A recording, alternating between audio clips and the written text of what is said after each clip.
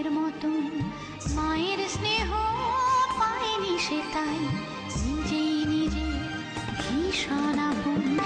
একই ভাষা জীবন তরি, ওগো বধূ সুন্দরী। বধূ হে উঠল সিঁদুর সিঁথির পরে, সেই মেয়েটার অন্য জীবন। ভালোবাসার স্নেহ মায়ার লাগলো পরশ, মুগ্ধ সে মন। অজানাতে দাও গো পারি, ওগো বধূ গুড ইভিনিং বন্ধুরা, তোমরা সবাই কেমন আছো? আশা করি ভালো আছো। আমি অনেক ভালো আছি। নতুন একটা ভিডিওতে অনেক স্বাগতম। তো চলে এলাম। আজকে আর সকাল থেকে ভিডিওটা শুরু করিনি, আজকে সন্ধ্যাবেলায় শুরু করছিলাম, যেহেতু আমার শরীরটা একটু সকালবেলায় খারাপ করছিল, আর এত গরমে না কিছুই ভালো লাগছিল না। তারপর আমি এই যে আজকে না দুধ খেতে একদমই ইচ্ছে করছিল না, তাই তোমাদের দাদাভাইকে বললাম একটু সামাই করে দেবে।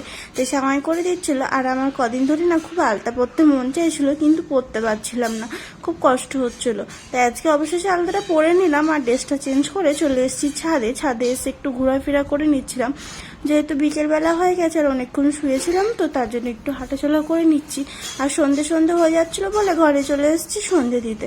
সন্ধে দেওয়া হয়ে গেছে প্রায় কমপ্লিট। তারপরে আমি এই যে হনুমান চালিশা পড়তে লেগেছিলাম, আর আমার গোপুসোনা বিছানাটা একটু গুছিয়ে রাখছিলাম, যেহেতু ওকে রাত্রেবেলায় শুয়াবো, তার জন্য বিছানাটা একটু গুছিয়ে ঝেড়ে রাখলাম।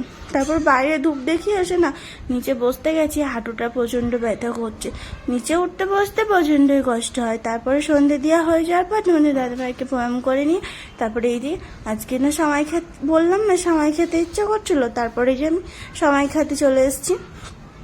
দাদাভাইকে বললাম একটু সামাই খাবে, ও বললো খাবে না, তাই আমি একাই নিয়ে খেতে লাগলাম। যেহেতু আজকে সূর্যগ্রহণ আছে, তার জন্য তাড়াতাড়ি খাওয়া দাওয়া করে নিতে হবে। তারপরে এই যে আমি খেতে লেগেছিলাম, আর ভালোই বেশ বানাই, তারপর আমার ভালোই লাগছিল। আর আমার ভিডিওটা আজকে বেশি বড় করিনি, এখানেই শেষ করছি। টাটা বন্ধুরা।